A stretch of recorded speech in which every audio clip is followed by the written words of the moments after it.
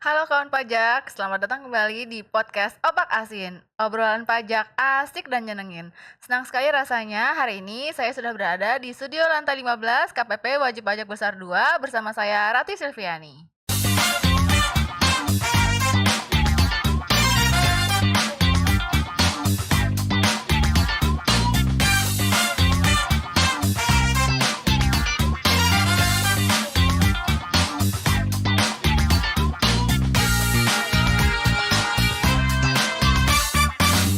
Mas Yayan, ini yang pertama-tama yang akan kita sampaikan ini bahwa perpajakan ini juga semangat untuk memberikan insentif perpajakan.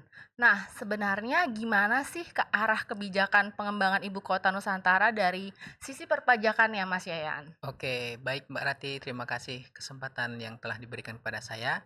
Sebelum kita berdiskusi terkait dengan insentif perpajakan ini, sekali lagi kita menyapa kawan pajak ya.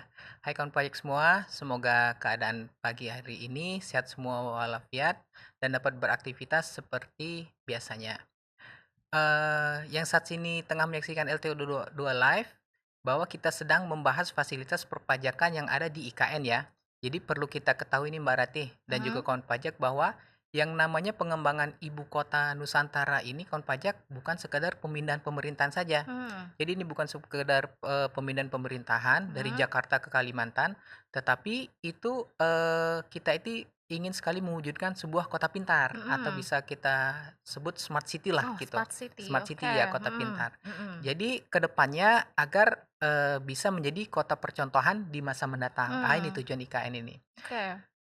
Selanjutnya yang perlu kita garis bawahi bahwa smart city ini menjadi impian kita semua. Yang Mhm. pasti dukungan APBN diberikan secara proporsional untuk Mhm. membangunnya. Mhm. Dan ini tidak dijadikan sebagai tulang punggung. Jadi Mhm. APBN ini dalam pembangunan smart city ini bukan satu-satunya ya, bukan Mhm. satu-satunya.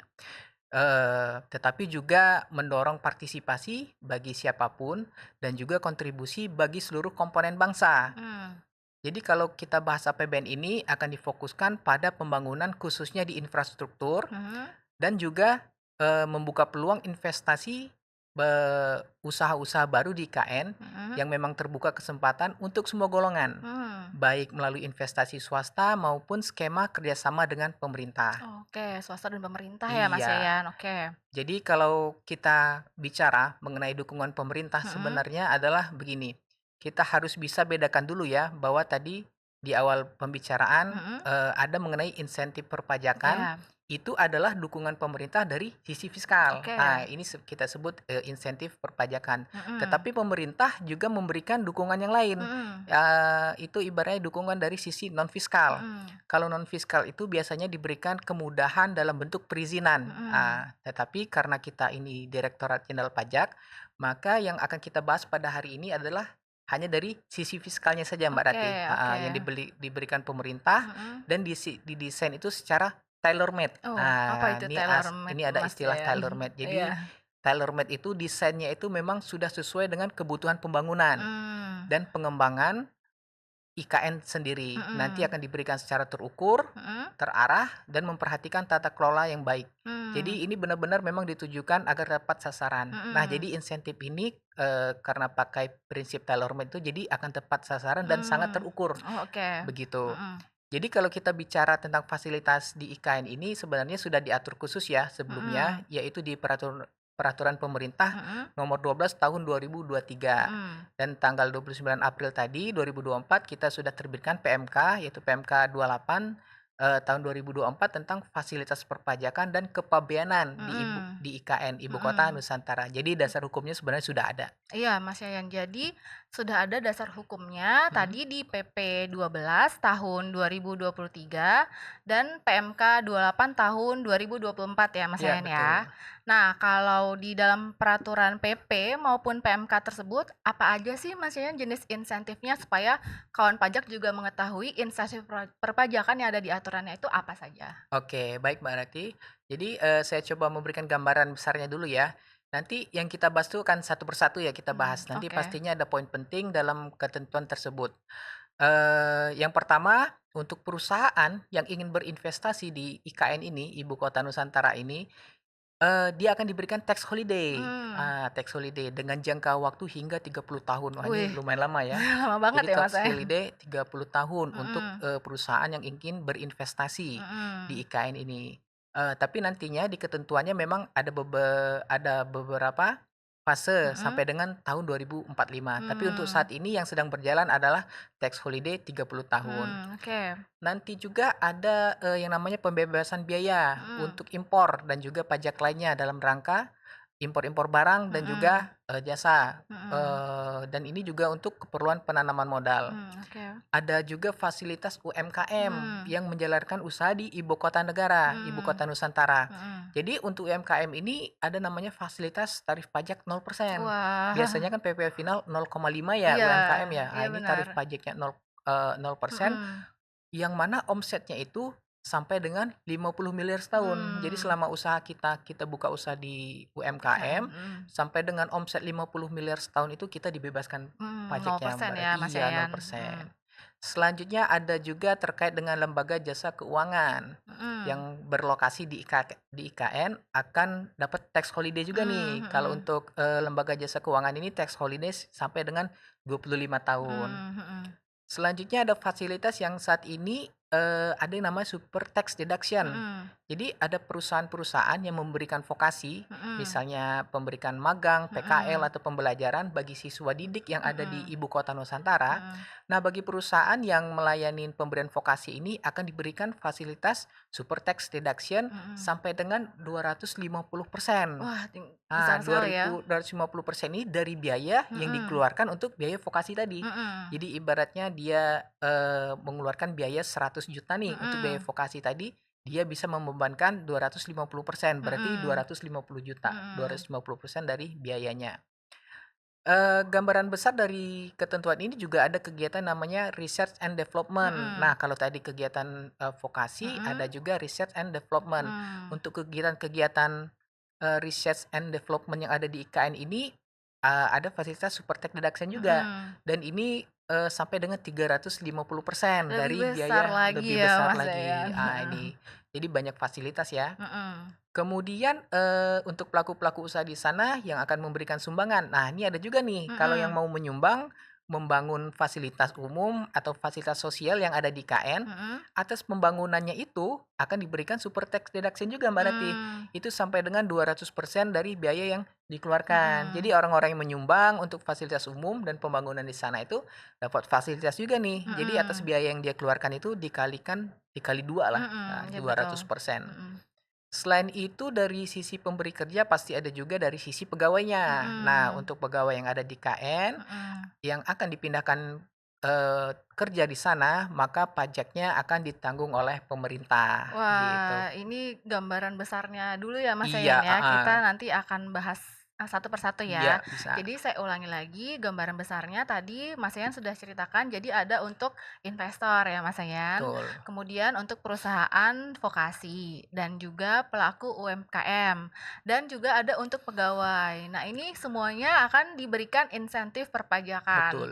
Nah, untuk pengaturannya kita akan bahas satu persatu ya, Mas Yayan, ya. Iya, baik.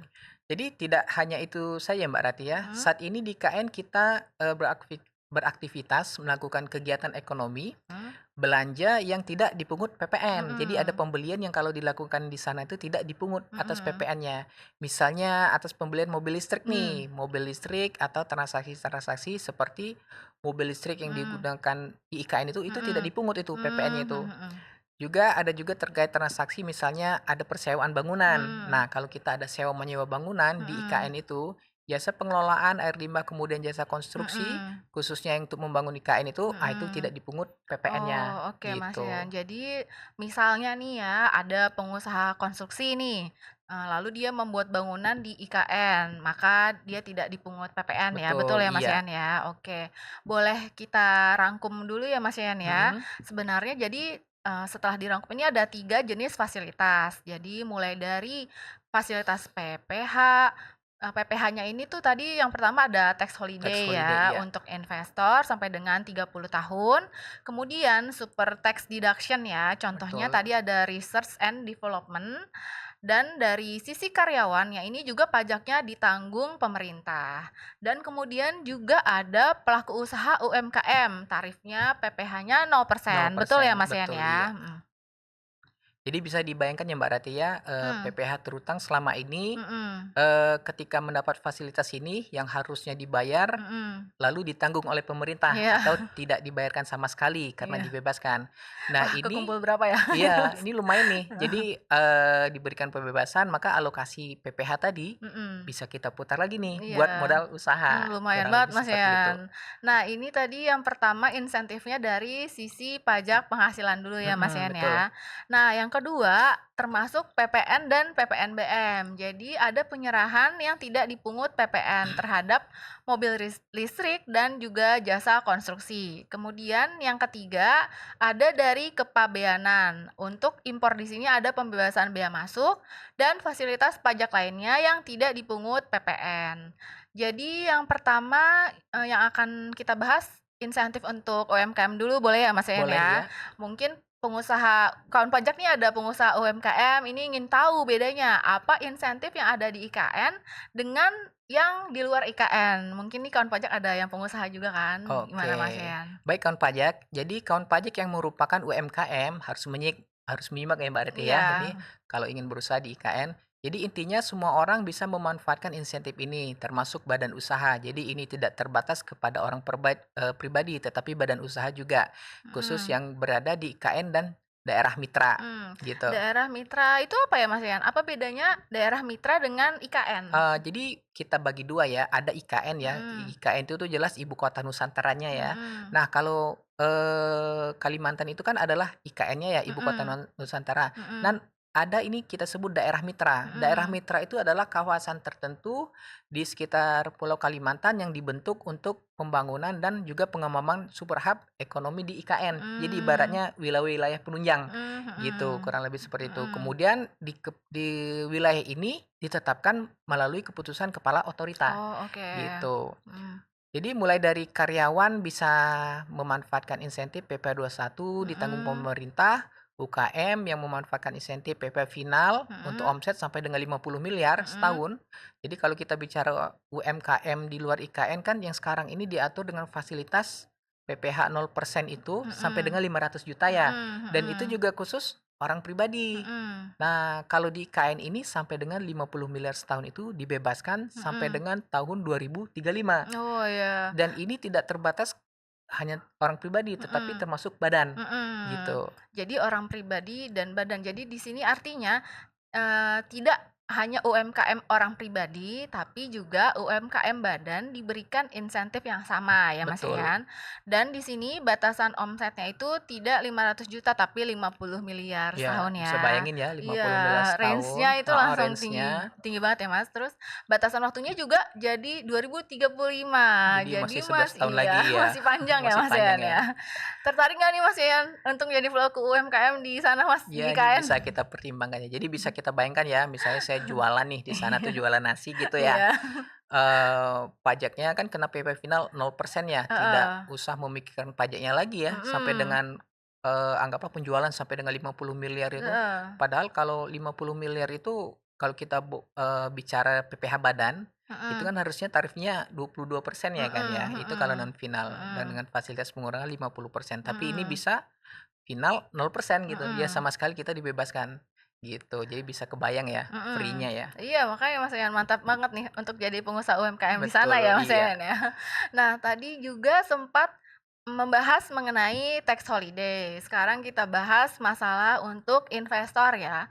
Nah bedanya apa sih tax holiday yang di IKN dengan tax holiday yang di luar IKN Mas Yayan? Oke. Mhm, Jadi begini kan pajak, kalau kita bicara mengenai tax holiday sebenarnya, sebelumnya sudah diatur ya, ada PMK yang mhm, mengatur yaitu PMK 130 tahun 2020. Di PMK mhm, tersebut, menyebutkan insentif yang diberikan minimal investasi sebesar 100 miliar. mhm, Nah itu, tetapi kalau di PMK 28 terkait dengan fasilitas perpajakan di IKN, mhm, maka diberikan fasilitas itu investasinya itu minimal sebesar 10 miliar. Jadi mmm, diturunkan nih. mhm, Jadi mhm, kita investasi 10 miliar aja sudah mhm, bisa menikmatin fasilitas insentif tadi. mhm, mhm, Gitu. mhm.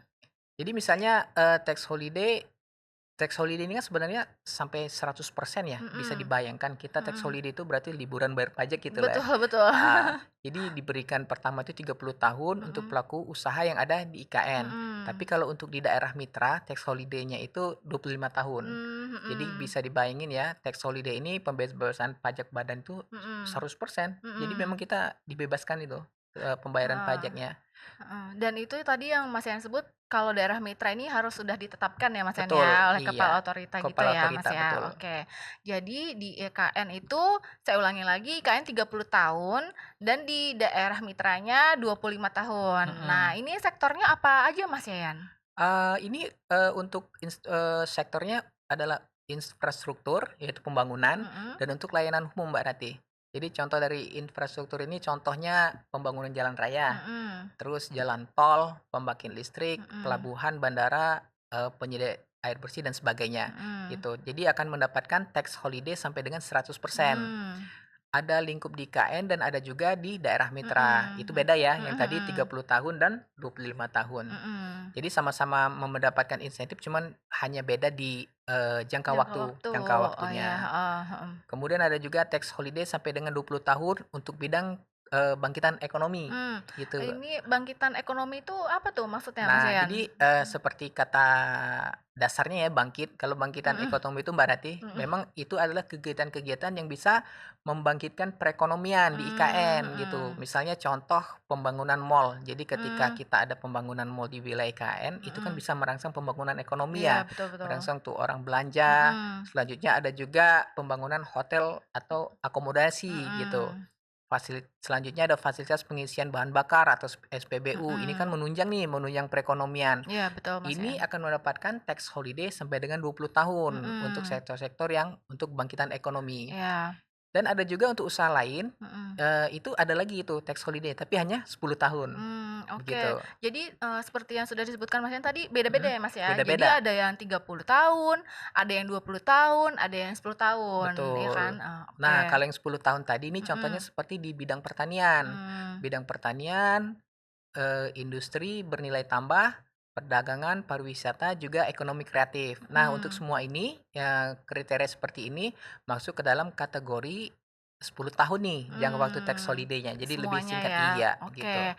Jadi memang kalau untuk yang infrastruktur tadi 30 tahun itu di IKN, Mhm, di luar IKN 25 tahun, dan untuk bangkitan ekonomi 20 tahun, dan betul. sedangkan bidang usaha lainnya itu 10 tahun. Jadi semuanya itu tetap dapat insentif, namun berbeda di jangka waktunya saja ya Mas Ian Iya, ya? betul. Jadi Oke. seperti prinsip tadi ya, Mhm, tailor-made tadi, kita diberikan insentif itu tepat ya, mhm, gitu. Jadi tadi juga sempat kita sebutkan ya Mbak Rati ya, bahwa mhm. kan pajak bahwa ada juga jasa di sektor Oh, iya keuangan. iya oh iya, Iya, jasa gitu. sektor keuangan ini tadi kita belum jelasin Iya, insentifnya gimana betul. nih Mas ya? Nah, ini ada juga insentif untuk jasa di sektor keuangan. Mhm. Insentifnya tetap 100% tax holiday. Mhm, Sama nih, tetap, mhm, diberikan tax holiday 100%, mhm. tapi paling lama ini 25 tahun. Oh, Nah, oke. untuk sektor perbankan, Mhm, kemudian perbankan syariah dan juga asuransi. Nah, ini mhm, untuk sektor-sektor keuangan ini diberikan tax holiday tapi lumayan lama, itu mhm. 25 tahun. Oh, oke oke. Lalu Mas Ian kalau saham gimana nih, pasar saham?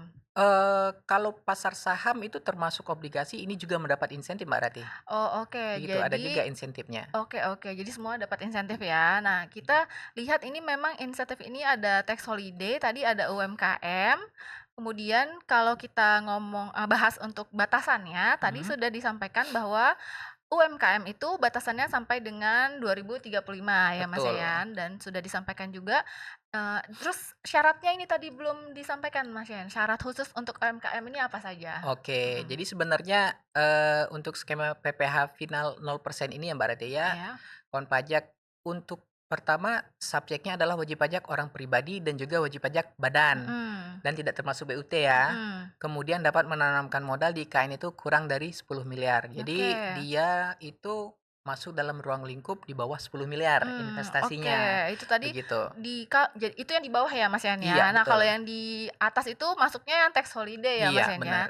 Lalu syaratnya ada lagi nggak, Mas, yang lain selain itu? Pertama syaratnya ya jelas ya harus bertempat tinggal di Oh IKN iya, ya, karena heeh.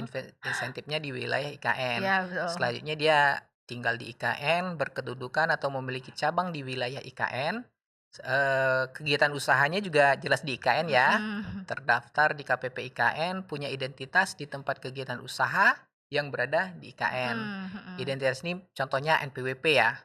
Selanjutnya melakukan investasi juga di wilayahnya di IKN. Selanjutnya dia harus memiliki kualifikasi UMKM yang Mhm. diterbitkan oleh instansi berwenang dan telah Mhm. mengajukan permohonan, Oh begitu. iya, ini harus mengajukan permohonan ya, Mas, ya? Ini wajib ya? Iya Karena betul, insentif ini seperti yang sudah disebut tadi harus terukur dan terarah. betul. Ada permohonan, lalu penetapan. Setelah ada penetapan, jadi ditetapkan dulu baru boleh memanfaatkan insentif perpajakan ini ya, Mas, Iya Yan betul. ya? Mhm. Contohnya Mbak Ratia Mhm. ada sebuah perusahaan ya yang ada di KN kemudian penanaman modal nilainya itu 9 miliar. Mhm. Jadi kategorinya ini kita masuk ke dalam UMKM karena di bawah Mhm. 10 miliar. Mhm. Terdaftar sebagai wajib pajak orang di sana, telah menyampaikan permohonan untuk mendapatkan fasilitas tadi ya, Mhm. ya yaitu PPh final 0%. Tapi ada lagi nih satu kewajiban perusahaan tersebut, yaitu Mhm. ketika sudah memanfaatkan insentif tadi, Mhm. harus melaporkan realisasi dan pemanfaatannya. Oh, oke. Begitu. Jadi di sini harus juga menyampaikan laporan realisasinya supaya terukur. Jadi kita Betul. bisa mengetahui siapa-siapa saja UMKM yang mendapatkan insentif perpajakannya Iya, ya, Mas betul Yayan sekali. ya. Oke. Kalau kita bahas insentif di sini, berarti kita sebelumnya juga lihat pembebasan pajak untuk UMKM di luar IKN yang sampai 500 juta untuk orang pribadi itu tidak perlu pengajuan. Tapi untuk insentif yang UMKM di IKN ini yang sampai dengan 50 miliar dan juga jangka waktunya sampai dengan 2035, maka UMKM ini wajib melakukan permohonan ya Mas Yayan dan Betul. juga wajib untuk melakukan pelaporan realisasi atas pemanfaatan insentif ini. Nah, ini kita sudah bahas dari sisi pemberi kerja. Mungkin kita juga bisa bahas dari sisi pegawainya sebagai kawan pajak juga ada yang pasti pegawai ya Mas Yan yang Iya, mendapat insentif betul. perpajakan atas penghasilan yang diterima di IKN. Kriterianya nih, sebagai pegawai yang seperti apa yang dapat insentif PPh pasal 21 ditanggung pemerintah nih Mas Yayan? Baik Mbak Rati. Jadi untuk kawan pajak yang sudah siap berangkat ke KKN nih dan jadi Mhm. pegawai di sana, tentunya sebagai pegawai nanti, pertama itu syaratnya pegawai yang bekerja di KN ya, Mhm, jelas mhm, harus tentu kerja di saja. KN, maka PPh 21-nya itu ditanggung pemerintah. Mhm. Insentif PPh ini, diberikan kepada pegawai, baik pegawai tetap maupun pegawai tidak tetap. Mhm Jadi dengan mhm. statusnya pegawai, baik itu Mhm. tetap atau tidak tetap, itu tetap mendapatkan insentif, Mhm begitu. Dan mhm. ini tetap harus ada persyaratan yang harus dipenuhin. Iya, apa aja nih Mas Yan syarat-syaratnya? Jadi tentu saja Mbak Rati, pertama itu bertempat tinggal di IKN. Ya jelas Mhm, dong iya. kerja di IKN ya tinggalnya bertempat tinggal di IKN. Heeh. Bertempat tinggal di sana dan bekerja juga di IKN. Mhm. Selanjutnya dia harus mempunyai NPWP nih. Mhm. Eee, Terus pemberi kerjanya juga harus berlokasi di IKN, Oh, dia harus oke. pemberi kerjanya di situ. Mhm. Juga pemberi kerjanya ber-NPWP dan terdaftar di wilayah IKN. Mhm.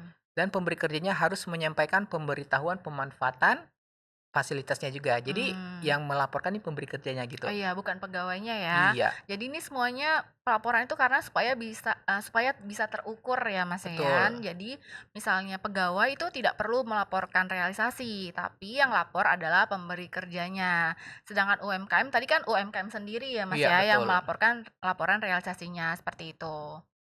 Jadi Mbak Rati yang perlu Mhm. diketahui juga, jadi penghasilan tetap dan juga teratur Mhm. yang bersumber dari APBN, Mhm. APBD khususnya dari, kita para ASN, Mhm. TNI, Polri juga mendapat fasilitas nih. Mhm. Semuanya itu ditanggung oleh pemerintah. Oke, jadi termasuk PNS ya, Mas, ya? Iya, Seperti betul. kita ya, misalnya Mas Yayan nih, bukan saya ya, misalnya Mas Yayan ditugaskan ke IKN. Nah, nanti PPh 21-nya ini ditanggung pemerintah ya, Mas Yayan Iya, ya. Jadi kita sudah bahas nih insentif untuk investor, pelaku UMKM, kemudian karyawan, dan juga kita tadi di awal sempat sedikit menyinggung soal penyumbang ya, fasilitas untuk sumbangan ya, Mas Yayan ya. betul. Sumbangan di sini untuk fasilitas sosial atau FASOS dan fasilitas umum atau FASUM di IKN. Nah, ini fasilitasnya apa saja ya, Mas Nah, tadi Yayan? seperti yang kita sebut ya, jadi fasilitas perpajakan untuk Mhm. yang nama sumbangan itu ada Mhm. namanya super tax deduction. Mhm. Jadi diperbolehkan untuk dijadikan, biaya pengurang. Iya, oke. Itu jumlahnya 200% dari Mhm. biaya yang dikeluarkan untuk sumbangan. Mhm. Contohnya misalnya ada perusahaan nih memberikan sumbangan, maka sumbangan tersebut langsung bisa diklaim untuk Mhm. menjadi pengurang penghasilan, penghasilan bruto. Mhm. Jadi otomatis, PPh menjadi lebih kecil ya, Mhm. PP terutang akan lebih kecil dan ini sebenarnya fasilitas yang memang bisa dimanfaatkan nih oleh pelaku usaha atau perusahaan tertentu Mhm. untuk dapat memberikan sumbangan, apabila ingin berkontribusi, yang Mhm. jelas untuk fasilitas umum dan fasilitas sosial yang ada di IKN. Mhm. Jadi kalau kita bicara mengenai sumbangan ya, kalau Mhm. kita bicara undang-undang PPh itu sebenarnya awalnya itu kan kalau di undang-undang PPh tidak bisa dibebankan ya Mhm, iya betul. sebagai heeh, Mhm. dibebankan sebagai biaya bagi Mhm. perusahaan. Nah ini kalau untuk di IKN malahan diberikan fasilitas nih Mhm. insentif bahwa atas biaya-biaya ini bisa dibebankan dan bahkan itu diberikan fasilitas super tax deduction 200%, berarti 2 Oh. kali dari nilai sumbangan, itu Mhm. boleh dibiayakan, Oke gitu. Mas Yayan, kita nih dari awal sudah bahas PPh, banyak sekali ya Mas Yayan ya. Mhm, Boleh kita sekarang ke insentif PPN ya. Nah, iya, jenis insentifnya ini tadi sudah disampaikan oleh Mas Yayan sebelumnya seperti pembelian mobil listrik dan juga ada jasa konstruksi dan lainnya. Nah, ini bisa dijelaskan nggak Mas kalau jasa konstruksi itu bagaimana? Apakah semua investor ini bisa dapat fasilitas atau gimana nih Mas yang bisa dapat ya investornya seperti apa? oke kalau itu semua ruang lingkup klasifikasinya adalah lapangan usahanya adalah jasa konstruksi ya, dan Mhm. untuk pembangunan yang ada di ibu kota Nusantara. Mhm. Maka bisa mendapatkan fasilitas yang namanya PPN tidak dipungut. Mhm. Tentunya ketika sudah memenuhi persyaratan, maka insentif dapat digunakan. Mhm. Untuk bisa menggunakan maka harus mengajukan dulu seperti tadi ada permohonan, Mhm. dan ketika kita sudah mengajukan permohonan dan sudah Mhm. memanfaatkannya maka, seperti kita bilang tadi harus Mhm. ada pelaporan realisasi pemanfaatan, Mhm, kurang lebih iya. begitu. Lalu ini bisa ngajuinnya di mana ya, Mas? Apa di KPP atau Mhm. ada laman tertentu untuk pengajuan seandainya kawan pajak ini mau memanfaatkan insentif perpajakan ini nih, Mas Yayan? Nah, ini ya Mbak Rati ya, di antara kawan pajak yang masih bingung bagaimana Mhm. cara memanfaatinya, jadi perlu disampaikan dulu kepada kawan pajak bahwa yang namanya fasilitas perpajakan di IKN itu diberikan dengan menerapkan dua prinsip nih. Yang Mhm. pertama itu sederhana dan juga kepastian. Mhm. Kesederhanaan dan kepastian nih prinsip Mhm. pertama. Yang prinsip kedua adalah terpercaya dan terverifikasi. Mhm. Jadi kawan pajak dapat memanfaatkan fasilitas laman yang disediakan oleh Kementerian Investasi dan juga Kementerian Keuangan, dalam hal ini DJP yaitu DJP online. Mmm, Jadi mhm. contoh untuk kita ingin mengajukan tax holiday, contohnya investor ingin berinvestasi nih di IKN, Mhm. caranya harus mendaftarkan atau mengajukan permohonan pemanfaatannya di OSS. OSS itu Mhm. adalah Online Single Submission Oke. di https Mhm. oss.go.id. Mhm. Yang ada di Kementerian Investasi ya. Mhm. Kemudian nanti DJP melakukan pemeriksaan lapangan dan juga untuk permohonannya akan dilakukan penelitian oleh DJP, kurang lebih Oke. seperti itu. Tadi oss.go.id ya, Mas, Iya ya? betul, Oke, OSS tadi online single submission online ya. single submission. Oke, setelah dilakukan penelitian nih, dokumen apa yang akan diterbitkan oleh DJP, Mas Yayan? Nah, ini nanti bisa kita ini setelah kita verifikasi, dilakukan penelitian, maka DJP akan mengeluarkan surat persetujuan kalau Mhm. memang memenuhi persyaratan, ya Mhm. kan? Atau surat penolakan kalau Mmm. persyaratannya tidak terpenuhi. Mhm. Nah, jadi misalnya kalau sudah disetujui, kemudian setelah dimanfaatkan, maka selanjutnya timbul lagi kewajiban yaitu pelaporan realisasi dan pemanfaatan. Oke, lalu ini hasil misalnya disetujui nih, Mas, ya, ini Mhm. bisa dicabut atau enggak nih, Mas, kalau udah setujuin? Jadi ada ketentuan ya. Jadi Mhm. barang-barang fasilitas yang sudah memperoleh insentif tadi, Mhm. jadi fasilitas itu harus sesuai dengan tujuan, Oke. karena Mhm. sudah menyampaikan komitmen, jadi aktifannya digunakan untuk tujuan apa gitu, Mhm. fasilitas sosial atau Mhm. fasilitas umum harus jelas. Mmm. Kemudian kalau ada pelaku usaha yang kemudian memindahkan aktifat tersebut yang telah Mhm. diberikan fasilitas, itu diperbolehkan, tapi Mhm. untuk tujuan yang efisiensi dan merupakan kewajiban yang harus dipenuhi secara ketentuan undang-undang. Kemudian Mhm. lokasi keluar IKN atau daerah mitra. Jadi boleh dipindah Mhm. tangankan tapi ada ketentuannya. Tapi Mhm. kalau di luar itu, harus dibayar lagi nih, harus kita hitung Mhm. ulang fasilitasnya harus dibayarkan gitu. Berarti ini yang mengakibatkan semuanya bisa dicabut ya, Mas, ya? Iya betul, Oke, jadi kawan pajak pada dasarnya ini memang pemerintah memberikan insentif ini untuk perpajakan di IKN, tapi ada prosesnya dulu ya yang harus dilakukan, betul. yaitu pengajuan permohonan dulu, kemudian nanti juga ada pelaporannya. Kenapa harus ada pelaporan? Karena sekali lagi insentif perpajakan ini harus terukur dan juga terarah. Tidak terasa kawan pajak, sudah 30 menit kita ngobrol soal insentif ini dan mungkin Mas Yayan ada yang ingin disampaikan untuk kawan pajak? Jadi saya ingin menyampaikan ya bahwa PMK ini sebenarnya untuk mendorong pembangunan IKN ya. Dan ini bukan untuk penerimaan negara. Jadi Hmm, tujuannya adalah untuk, mendorong pembangunan IKN ini agar lebih cepat, lebih berkembang dan seperti tujuan kita tadi ya, ingin menjadi smart city. mm-mm, Jadi di awal kita juga sempat bilang bahwa APBN itu diberikan secara proporsional dan bukan mm-mm, menjadi tulang punggung. Jadi mm-mm, bukan terbatas hanya APBN ya. mm-mm. Jadi sekali lagi ini adalah untuk mendorong ekonomi yang ada di ibu kota Nusantara. Oke, baik kan pajak, sudah berakhir pertemuan kita hari ini. Jangan lupa simak terus LT2 Live episode berikutnya. Saya Rati Silviani, Saya Lauren Arvisa. kami pamit undur diri. Pajak Pajak kuat, kuat, APBN APBN sehat. sehat. Assalamualaikum Wassalamualaikum warahmatullahi warahmatullahi wabarakatuh. wabarakatuh.